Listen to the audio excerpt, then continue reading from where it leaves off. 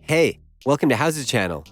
In today's lesson, we will teach you how to enable or disable the ruler in Presentation OpenOffice.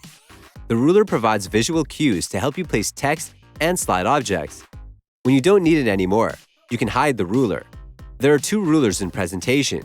One displays horizontally at the top of the active slide, and the other displays vertically along the left edge of the slide. Go to OpenOffice file that you need. Click on View at the top toolbar. Choose Ruler from the list. A checkmark will appear next to it. The ruler will appear above the slide. If you want to disable the ruler, click on View at the top toolbar. Choose Ruler from the list. A checkmark next to it will disappear. The ruler will disappear from above the slide. That's it. Thanks for watching the video.